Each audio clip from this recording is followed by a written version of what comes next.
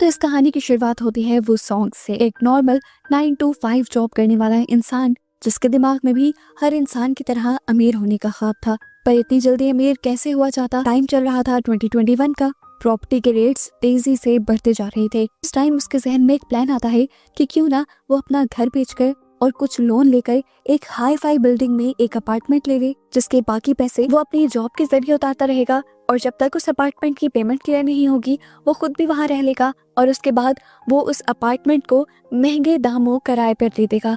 इस तरह लगभग उसकी सैलरी की अमाउंट जितनी अमाउंट भी इस अपार्टमेंट के रेंट से आती रहेगी, उसका खर्चा चलता रहेगा और साथ ही में उसका बहुत ही महंगा एसेट पे बन जाएगा, तकरीबन 1.1 बिलियन यॉन का। अगर प्रॉपर्टी के रेट्स ऐसे ही बढ़ते रहे तो अपार्टमेंट का रेट लगभग 1.1 बिलियन यॉन से बढ़कर 5 बिलियन यॉन तक पहुंच जाएगा और फिर वो तब अच्छे प्रॉफिट पर बेचकर अपना बिजनेस भी स्टार्ट कर लेगा और अपनी लाइफ भी अच्छी स्टार्ट कर लेगा। यही सोचते हुए वो जल्दी से एक प्रॉपर्टी डीलर के पास जाता है और उसी बिल्डिंग में अपार्टमेंट खरीद लेता है जिसके रेट्स हर घंटे बाद बढ़ रहे थे। डाउन पेमेंट के लिए उसने अपना घर बेच दिया था, अपनी सारी सेविंग्स लगा दी थी, पर बाकी EMIs अभी उसे देनी थी। इस अपार्टमेंट को खरीदते ही जैसे उसकी जिंदगी बदल गई थी। अब क्योंकि उसने एक हाई फाई बिल्डिंग में अपार्टमेंट लिया था तो खुद भी हाई फाई लोगों में ही काउंट होने लगा और जल्द ही उसकी एंगेजमेंट भी हो गई। सब कुछ बहुत अच्छा, बहुत आइडियल चल रहा था, लेकिन दरमियान में कोविड आ गया और कोरोना में जहां बहुत सारे बिजनेसेस क्रैश हुए, वहीं पर इन बिल्डिंग्स की और इन अपार्टमेंट्स की कीमतें भी गिरने लगी। टाइम आ गया 2024 का। पता चला कि वो सॉन्ग ने जो अपार्टमेंट खरीदा था उसकी भी कीमत गिरकर सिर्फ 800 मिलियन यॉन की रह गई, जिसे उसने एक्चुअल प्राइस 1.1 बिलियन यॉन में लिया था और अभी भी वो उसकी EMIs उतारने में स्ट्रगल कर रहा था। पूरी सैलरी तो उसकी EMI में ही चली जाती थी। अपनी जरूरत की चीजों के लिए वो डिलीवरी बॉय का काम करने लगा। एक टाइम का खाना वो 3 टाइम में स्प्लिट करके खाता था, यहाँ तक कि वो घर में फैन और लाइट तक नहीं चलाता था ताकि बिल ना आ जाए। चार्जिंग लाइट्स और चार्जिंग फैन ले लिए थे उसने, जिन्हें भी वो चुपके से अपनी ऑफिस की इलेक्ट्रिसिटी से चार्ज करके लाता था और कभी कभार तो खाना भी ऑफिस की ही कैंटीन से चुरा लिया करता था। जिस तरह इस अपार्टमेंट को खरीदने से वो सॉन्ग की लाइफ में एक बड़ा चेंज आया था, वैसे ही इसकी कीमतें गिरने से भी बहुत ही बुरा और बड़ा चेंज आया। उसकी एंगेजमेंट दोबारा टूट गई और हर तरह से उसका मुश्किल टाइम शुरू हो गया। और इससे भी बड़ी मुश्किल ये थी, उसे हर वक्त इस अपार्टमेंट से कंस्ट्रक्शन की आवाजें आती रहती थी। उसे लगता था कि ये जरूर ऊपर वाले अपार्टमेंट से आ रही हैं, इसीलिए एक दिन वो ऊपर वाले अपार्टमेंट में जाकर शिकायत भी करता है, पर वो आदमी उसे यकीन दिलवाता है कि ये आवाजें उसके अपार्टमेंट से नहीं आ रही थी। अब तो इन आवाजों से वो सॉन्ग के नेबर भी तंग आने लगे थे। वो भी बार बार उसके घर के बाहर नोट लगा कर जाते हैं कि प्लीज अपने घर से आने वाली आवाजों को बंद करो, सब लोग डिस्टर्ब होते हैं। अब वो सोचता है कि वो इन आवाजों के लिए इस बिल्डिंग की ऑनर से जाकर बात करेगा।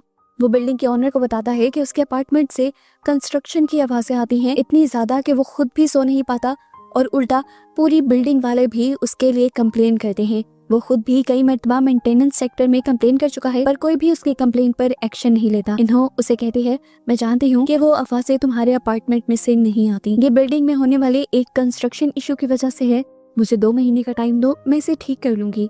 वो सॉन्ग उससे कहता भी है कि मैं आपको 2 महीने का कैसे टाइम दे दूं, मैंने इतना महंगा अपार्टमेंट खरीदा है तकलीफ सहने के लिए तो नहीं, एक रात भी मैं यहाँ पर नहीं सोया। पर तभी इन्हों उसके सामने पैसों से भरा हुआ एनवेलप रख देती है और कहती है बस सिर्फ 2 महीने। और पैसे देखते ही वो सॉन्ग भी खामोश हो जाता है। पैसों की तो वैसे ही बहुत तंगी चल रही थी। जाकर सबसे पहले वो इन पैसों से बहुत सारा खाना लेता है और पेट भरकर खाना खाता है। वो सॉन्ग अगले दिन काफी फ्रेश माइंड से ऑफिस गया था, जहाँ पर उसका फ्रेंड उसे कहता है कि तुमने काफी बेवकूफी की है अपना सारा पैसा एक ही बिल्डिंग में लगाकर। अगर तुम मशवरा करते या मेरी बात मानते, अपना पैसा क्रिप्टो में इन्वेस्ट करते तो अब तक तुम्हें 700 से 800% तक का रिटर्न मिल जाता।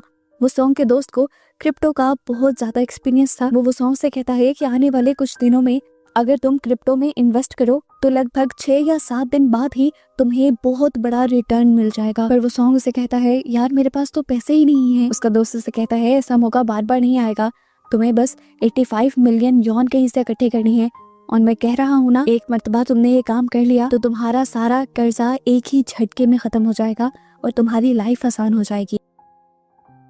एकदम से जादुई तौर पर उसकी टेंशन्स दूर हो रही थी। वो भी फैसला कर लेता है कि वो पैसों का अरेंज करेगा, चाहे उसे अपना अपार्टमेंट गिरवी रखना पड़े। वो इन्वेस्ट कर देता है और उसके दोस्त के कहने के मुताबिक उसे चंद मिनट बाद से ही प्रॉफिट होना शुरू हो जाता है। वो सॉन्ग की जिंदगी में दोबारा से खुशियां लौटाती हैं।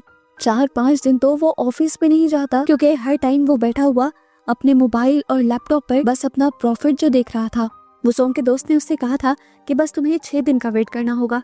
6 दिन के इंतजार में वो बहुत ज्यादा एक्साइटेड हो चुका था, बहुत ज्यादा खुश रहने लगा था, और उसकी इन हरकतों को देखकर बाहर वाले लोगों को लगने लगा कि वो सॉन्ग जानबूझकर नेबर्स को तंग कर रहा है शोर करके, और ऐसा करके उसे खुशी मिल रही है।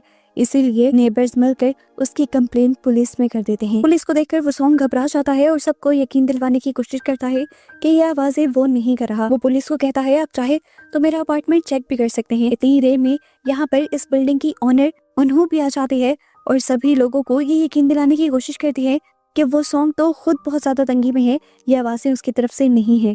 पर सोसाइटी के लोग उसकी भी बात नहीं सुनते और पुलिस को फोर्स कहते हैं कि वो सॉन्ग का घर चेक किया जाए। उसे यकीन था कि ये आवाजें उसके घर से नहीं आ रही होंगी, पर घर को चेक करने पर पता चला कि वो सॉन्ग के घर में एक ऐसा सीक्रेट रूम था जिसका वो सॉन्ग को खुद भी नहीं पता था, और उसके अंदर एक फोन को एक बहुत ही लाउड स्पीकर के साथ कनेक्ट किया गया था, जिससे पूरी बिल्डिंग में शोर हो रहा था। वो 4 साल से बिल्डिंग में रह रहा था, ये शोर खुद भी बर्दाश्त कर रहा था, उसे क्यों नहीं पता चला। वो गुस्से से पागल हो गया और पुलिस वाले उसे अरेस्ट करके ले गए। 2 दिन बाद उसे अपने क्रिप्टो से पैसे भी निकालने थे और वो दिन भी आ चुका था। वो पुलिस वालों से रिक्वेस्ट करता है मैं आपकी सारी बातें मानूंगा, सजा भी ज्यादा सह लूंगा, बस एक मरतबा मुझे घर जाने दें, मुझे बहुत जरूरी काम है, मैं वापस आ जाऊंगा।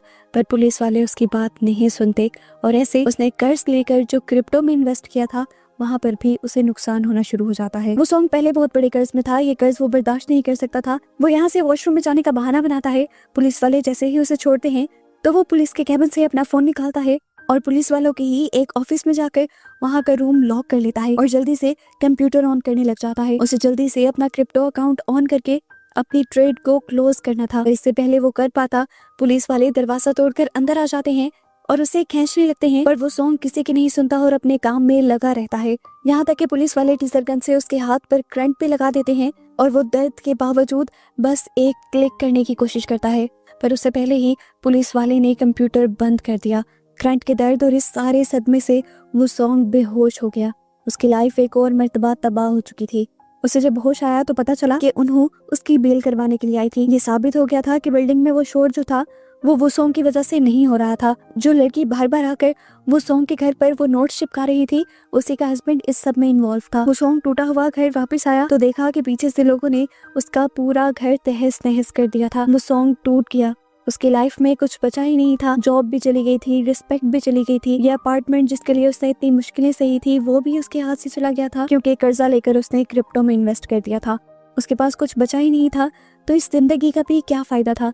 वो सुसाइड नोट लिखने लगा, लेकिन तभी उसे अपनी माँ का ख्याल आ गया। वो अपनी माँ के लिए जिंदा रहने का डिसाइड करता है और जिंदगी के इन मुश्किलों से भी लड़ने का फैसला कर लेता है। वो अपना फोन ऑन करने की कोशिश करता है, पर पुलिस वाली लड़ाई में उसका फोन टूट चुका था और तभी उसे अपने अपार्टमेंट में एक और फोन दिखाई देता है। ये वही फोन था जिसके जरिए बिल्डिंग में शोर किया जा रहा था। वो उसे खोलना चाहता था, पर पासवर्ड उसे मालूम नहीं था। फोन में वाईफाई सिग्नल्स भी आ रहे थे और वो चेक करने लगा कि आखिर ये सिग्नल्स आ कहाँ से रहे हैं। पता चला कि ये सिग्नल उसके अपार्टमेंट के ठीक ऊपर वाले अपार्टमेंट से आ रहे थे। ये जिन्हू का घर था जिसने वो सॉन्ग को पुलिस में अरेस्ट करवाने पर बहुत ज्यादा फोर्स किया था। वो जिन्हू का दरवाजा नॉक करता है और वाईफाई का पासवर्ड पूछता है, पर जिन्हू इनकार कर देता है कि मेरे घर तो वाईफाई है ही नहीं। हकीकत तो वो सॉन्ग जानता था। वो सॉन्ग समझ गया कि जरूर कुछ तो गड़बड़ है और जरूर जिन्हू ही उसे किसी चीज के लिए फंसाना चाह रहा है। उसे सच्चाई का पता तो चलाना था कि जिन्हू आखिर चाहता क्या है। इसलिए एक दिन जिन्हू के घर से जाते ही चुपके से जिन्हू के घर के अंदर घुस आता है और उसके घर में वाईफाई भी देख लेता है। ये तो कुछ भी नहीं था। पूरे अपार्टमेंट को एक्सप्लोर करते हुए जो चीजें उसने देखी उसे अपनी आंखों पर ही यकीन नहीं आया। यहाँ पर पूरा सर्वेलेंस सेटअप लगाया गया था। पूरी बिल्डिंग के लोगों पर जिन्हू नजर रख रहा था और ये सब करके वो चाहता क्या था आखिर। वो सॉन्ग एक दूसरे रूम में भी गया था जहाँ पर पूरे अपार्टमेंट के लोगों की पिक्चर्स लगी हुई थी और साफ पता चल रहा था कि वो अपार्टमेंट के लोगों के बारे में डाटा इकट्ठा कर रहा था और सबसे ज्यादा डाटा उसने उन्हों के बारे में यानी इस बिल्डिंग की ऑनर के बारे में इकट्ठा किया हुआ था। वो दोबारा सर्वेलेंस सिस्टम में जाता है तो देखता है कि यहाँ पर उसने बहुत सारे ऐसे मोबाइल भी कनेक्ट किए हुए थे जो पूरी बिल्डिंग में शोर कर रहे थे। ये शोर जिन्हू ही करता था, पर इस शोर के बदले उसने आखिर वो सॉन्ग को क्यों फंसाया था और आखिर वो ये शोर करना भी क्यों चाहता है। उसे बिल्कुल ये बातें समझ नहीं आती। खैर वो जाने से पहले पूरे घर की पिक्चर्स ले लेकर सबूत इकट्ठे कर लेता है। इससे पहले कि अब वो बाहर निकल जाता, जिन्हों दरवाजा खोलकर अपने अपार्टमेंट में वापस आ जाता है। अपने आप को बचाने के लिए वो सॉन्ग के पास कोई और रास्ता तो बचा नहीं था। वो वहीं एक कैबिन के अंदर छुप गया। उसने रात होने तक का इंतजार किया जब तक जिन्हों सो नहीं गया और अपार्टमेंट से आवाजें आना बंद नहीं हो गई। वो सॉन्ग को बहुत ज्यादा गुस्सा आ रहा था। वो जिन्हों को मारना चाहता था, पर इससे पहले कि वो मार देता, जिन्हों के घर पर कोई आ जाता है। बेल रिंग होती है तो वो सॉन्ग अपने आप को बचाने के लिए दोबारा उसके बेड के नीचे छुप जाता है और पता चलता है कि यहाँ पर वही औरत आई थी जो वो सॉन्ग के घर के बाहर नोट्स चिपकाया करती थी और वो भी जिन्हों के साथ मिली हुई थी पैसों के लिए। वो औरत वो सॉन्ग के वापस आने के बाद काफी ज्यादा डर चुकी थी और जिन्हों को बचाने के लिए उसने अपने हस्बैंड को भी जेल भेज दिया था और अब वो ऐसे किसी भी पंगे में नहीं पड़ना चाहती थी। वो जिन्हों से कहती है मैं तुम्हारे लिए और काम नहीं करूंगी, पर जिन्हों यहाँ पर उसे बहुत सारे पैसे देता है और कहता है ज्यादा दिन नहीं, बस कुछ दिन और। जिन्हों क्योंकि उस औरत की फीलिंग्स नहीं समझ रहा था, बात नहीं समझ रहा था और उसे पैसे से खरीदना चाह रहा था। इन सारी बातों की वजह से उस औरत को इतना ज्यादा गुस्सा आ जाता है कि वो जाकर उसके रूम में मौजूद सारी कैसेट्स को तोड़ने लग जाती है। उसकी इस हरकत से जिन्हों को भी इतना ज्यादा गुस्सा आ जाता है कि वो पास पड़ा एक हथौड़ा उठाकर उसके सर में मारकर उस औरत का मर्डर कर देता है। और ये सारी चीजें वो सॉन्ग अपनी आंखों से देखता है। उसको मारते ही जिन्हों के पास किसी का कॉल आता है और जिन्हों यहाँ से निकल जाता है। मौका पाते ही वो सॉन्ग भी इस अपार्टमेंट से निकलने की कोशिश करता है, पर जिन्हों तो अभी अपने घर के दरवाजे पर ही खड़ा था और वो सॉन्ग को देखकर वो बिल्कुल भी सरप्राइज नहीं हुआ था। वो उसे कहता है मैं पहले से ही जानता था कि तुम मेरे घर पर हो। ये सुनकर तो वो सॉन्ग की जान निकल गई थी, क्योंकि उसे लग रहा था कि जिन्हों उस औरत की तरह अब उसे भी मार देगा। पर मरने से पहले वो आखिरी मर्तबा कुछ सवाल करना चाहता था। वो जिन्हों से पूछता है कि आखिर ये सब तुम क्यों कर रहे हो और तुमने मुझे क्यों फंसाया था। जिन्हों बताता है असल में मैं एक जर्नलिस्ट हूँ और कहानी की तलाश कर रहा था। तुमसे ज्यादा अच्छी कहानी मुझे कहाँ मिलती। एक पागल आदमी जिसने अपना घर बेचा, जॉब की तो सारे पैसे भी अपार्टमेंट पे ही लगाता गया और फिर वो एक झूठे इल्जाम में पकड़ा गया। वो कहता है मैं तुम्हारे साथ ये सब कुछ करके तुम्हारी कहानी लिखना चाहता था और फिर उस कहानी को मैं सारे न्यूज चैनल्स को बेच देता, जिससे मुझे बहुत ज्यादा पैसे मिलते और इस बिल्डिंग की कीमतें और भी ज्यादा गिर जाती और सबसे ज्यादा नुकसान होता उन्हों का, जो कि इस बिल्डिंग की मालिक है। मुसोंग को फिर दोबारा समझ नहीं आती। वो कहता है कि तुम इस बिल्डिंग की कीमतें गिरा कर करना क्या चाहते हो। वो कहता है उन्हों से मुझे इसलिए मसला है क्योंकि उसने कंस्ट्रक्शन के अंदर काफी सारी खराबियां की, इन अपार्टमेंट्स की कीमत गिरने लगी और तुम्हारी तरह मुझे भी बहुत बड़ा नुकसान हुआ। हमेशा इन अपार्टमेंट्स की दीवारों से अजीबोगरीब किस्म की आवाजें आती थी, लेकिन वो आवाजें इतनी भी ज्यादा नहीं थी कि उसके बारे में कंप्लेन की जाती। इसीलिए मैंने ये आवाजों वाला सेटअप लगाया ताकि ज्यादा लोग डिस्टर्ब हों और ज्यादा लोग कंप्लेन करें। वो सोंग रोते हुए उससे कहता है अरे तो मैंने ये सब तो नहीं किया था, मुझे भी तो तुम्हारी ही तरह नुकसान हुआ है, या कह लो तुमसे भी ज्यादा। तुम्हारी दुश्मनी उन्हों के साथ थी, उसे फंसाती मुझे क्यों फंसा दिया। वो कहता है बताया तो है मैंने, उन्हों से बदला तो मुझे चाहिए ही था, लेकिन मुझे सबसे ज्यादा जरूरत एक कहानी की थी जिसे पेश करके मैं मशहूर हो जाता, और मुझे तुमसे अच्छी कहानी कोई लगी ही नहीं। पर अब मुझे लगता है कि तुम मेरे लिए कहानी नहीं रहे। ये कहते ही वो वसूंग के ऊपर हमला कर देता है, पर वो सोंग उससे कहता है अरे नहीं मारो मुझे, देखो मेरे पास एक प्लान है अगर तुम उन्हों से बदला लेना चाहते हो। जिन्हों रुककर कहता है तुम मेरी मदद क्यों करना चाहते हो। वो सोंग जवाब देता है कि मुझे बस अपना घर बचाना है, अपना नुकसान पूरा करना है। पर जिन्हों तो अभी उस पर एतबार करने के लिए तैयार ही नहीं था। वो सोंग उससे कहता है देखो मैंने अभी अभी देखा है कि तुमने एक औरत का मर्डर किया है, मैं चाहूँ तो जाकर तुम्हारी कंप्लेन कर सकता हूँ, तुम्हें फांसी की सजा दिलवा सकता हूँ, लेकिन नहीं, मैं ऐसा नहीं करूंगा तुम्हारा एतबार जीतने के लिए, बल्कि मैं इस लाश को तुम्हारे साथ मिलकर ठिकाने भी लगाऊंगा। इन सारी बातों के बाद जिन्हों को थोड़ा थोड़ा वो सॉन्ग पर यकीन तो होने लगा था, पर वो कहता है कि अगर तुमने थोड़ी सी भी चालाकी दिखाने की कोशिश की तो मैं सबसे पहले तुम्हारा ही मर्डर करूंगा। वो सॉन्ग से कहता है बेफिक्र रहो, और यहाँ पे ये दोनों पार्टनर्स इन क्राइम बन जाते हैं। इसके बाद ये दोनों चाहते हैं इन्हों के पेंट हाउस के अंदर, और जाते ही उन दोनों के ऊपर हमला कर देते हैं। उन्हों बहुत ज्यादा घबरा जाती है और जिन्हों से कहता है तुम्हें मैं याद हूँ ना हूँ, लेकिन तुम मुझे अच्छे से याद भी हो और मैं तुम्हारे बारे में सब कुछ जानता भी हूँ। तुम एक पहले लॉयर हुआ करती थी, फिर इस कंस्ट्रक्शन के बिजनेस में आ गई और तुमने बहुत करप्शन कर करके बहुत सा पैसा भी कमा लिया। मैंने तुम्हारे करप्शन के सारे सबूत इकट्ठे किए थे। इस बिल्डिंग में होने वाले सारे कंस्ट्रक्शन फॉल्ट्स की भी रिपोर्ट्स थी मेरे पास, मैंने न्यूज चैनल को दे भी दी, लेकिन तुमने मुझे ही निकलवा दिया। अपने सोर्सेज का यूज करते हुए तुमने वो न्यूज चलने ही नहीं दी और फिर इन अपार्टमेंट्स को इनके रेट से डबल करके बेचा। जिन्हों बताता है कि उस दिन से मुझे तुमसे नफरत होना शुरू हुई थी और फिर मैंने तुम्हें बर्बाद करने की ठान ली थी।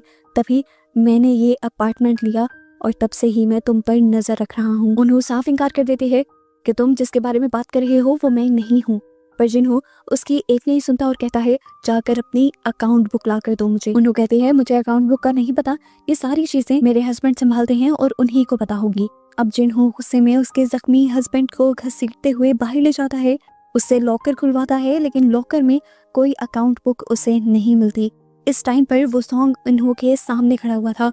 इन्हों उससे कहती है मैं जानती हूँ कि तुम वो सॉन्ग हो, मुझे माफ कर दो, मैंने तुम्हें धोखा दिया, पर अगर तुम मेरी आज मदद करोगे तो मैं तुम्हें बहुत सारे पैसे भी दूंगी और ये अपार्टमेंट भी पूरा तुम्हारे नाम कर दूंगी, तुम्हारा सारा कर्जा खत्म कर दूंगी। ये सुनकर वो सॉन्ग उससे कहता है मैं कुछ नहीं कर सकता, जिन्होंने नीचे एक औरत को मार दिया है और वो मुझे भी मारना चाहता है, तुम्हें तो वो मार ही देगा। इन्हों उससे कहती है तुम फिक्र मत करो, मेरे हाथ खोलो और अंदर जाओ ऑफिस में, वहाँ पर मेरी पिस्टल है, तुम उसका इस्तेमाल कर लो अपने बचाव के लिए और जिन्हों को मारने के लिए। इन्हों की बात मानते हुए वो सॉन्ग जल्दी से जाकर ऑफिस से गन निकाल लेता है और गन तान देता है जिन्हों के ऊपर। जिन्हों उसे देख लेता है और इसके दिए धोखे पर उसे इतना ज्यादा गुस्सा आता है कि वो उसे ही पकड़कर मारने लगता है। बेचारे वो सॉन्ग के हाथ से गन गिर जाती है और इससे पहले कि जिन्हों उसे पूरी तरह मार देता, पीछे से इन्हों आकर वो गन उठा लेती है। वो ये गोली जिन्हों के ऊपर चला देती है, पर पता चलता है कि इससे जिन्हों ने मरना नहीं था, ये खास किस्म की पिस्टल थी जिसके अंदर से बस बेहोश होने वाली गैस निकलनी थी और इस गैस को सुनकर जिन्हों बेहोश हो जाता है। इन्हों और उसके हस्बैंड तो ये बात जानते थे, इसलिए दोनों ने नाक ढक लिया था और वो सॉन्ग भी सबसे छुपकर नाक ढक लेता है ताकि उन्हें कोई शक ना हो। अब इन्हों अपने हस्बैंड से कहती है कि तुम जिन्हों को मार दो। वो आदमी खुद भी बेचारा जख्मी था, लेकिन फिर भी वो पूरी ताकत का इस्तेमाल करता है जिन्हों को मारने के लिए और आखिर उसे मारकर खुद भी मर जाता है। वो सॉन्ग ये सब कुछ देखकर हैरान था। इससे पहले कि वो कुछ भी करता, नीचे से इन्हों आकर उसे हॉकी से मारने लग जाती है। वो सॉन्ग जब बिल्कुल मरने की स्टेज पर आ जाता है तो वो उससे कहती है मुझे तुम जैसे लोगों से नफरत है। चीप गरीब लोग अमीर बनने की लालच में ऐसे बड़े बड़े बिल्डिंग्स के अंदर फ्लैट ले लेते हो, एलीट क्लास की बराबरी करने की कोशिश करते हो और सारी सोसाइटी में गंद फैला देते हो।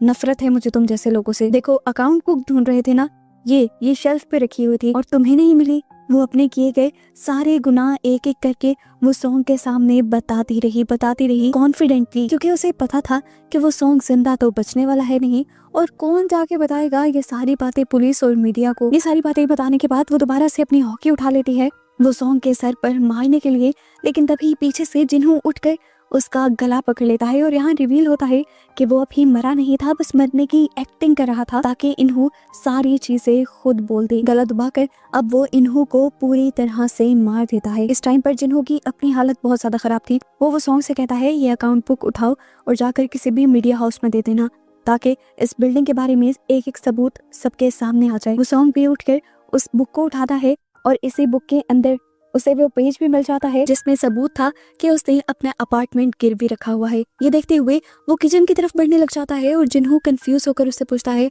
क्या करना चाह रहे हो तुम। तब वो सॉन्ग उससे कहता है अब और मैं किसी के इशारों पर नहीं नाचूंगा। ये कहते हुए वो माइक्रोवेव के अंदर वो अकाउंट बुक और अपने कर्जे के सबूत दोनों फेंक देता है, जिसके बाद वो यहाँ की गैस चलाकर माइक्रोवेव ऑन करके इस घर से बाहर निकल जाता है। कुछ ही देर में ये अपार्टमेंट ब्लास्ट हो जाता है और वो सॉन्ग चुप करके तमाशा देखता रहता है। इस पेंट हाउस के चलते ही वो सॉन्ग के खिलाफ सारे सबूत मिट गए थे कि उसने जिन्हों का किसी क्राइम में साथ दिया था या फिर उसने कर्जा भी लिया था। जिसके बाद वो एक बहुत ही ब्रिलियंट मूव चलता है और पुलिस के पास जाकर वो सारे सबूत पुलिस को दे देता है जो उसने जिन्हों के घर से इकट्ठे किए थे, जबकि वो बिल्डिंग के बारे में कोई भी बात पुलिस को नहीं बताता, क्योंकि वो जानता है कि अगर उसने बिल्डिंग के बारे में कोई भी बात बताई तो बहुत बड़ा स्कैंडल बन जाएगा और उनके अपार्टमेंट के रेट दोबारा से गिरना शुरू हो जाएंगे। अब न्यूज में यही खबर चलती है कि इस बिल्डिंग में कोई भी मसला नहीं था, बस जिन्हों नाम का एक इंसान इस बिल्डिंग की ऑनर की दुश्मनी में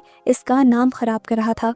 बस ये खबर आते ही बिल्डिंग के रेट्स दोबारा बढ़ने लग जाते हैं और वो सॉन्ग की मुश्किलें दोबारा से हल होने लग जाती हैं, जिसके बाद खुश होकर वो सॉन्ग अपने अपार्टमेंट में वापस आ जाता है। अभी भी उसके अपार्टमेंट में से हल्की हल्की आवाजें आ रही थी। वो जानता था कि ये कंस्ट्रक्शन फॉल्ट है और ये कभी भी बंद नहीं होंगी, लेकिन उसे तो परवाह ही नहीं थी। उसे तो बस अब इसे बेचना था और यहाँ से चले जाना था। और बस इसी तरह उसकी बहादुरी और जहानत की इस खत्म होती कहानी के साथ ये मूवी भी खत्म हो जाती है।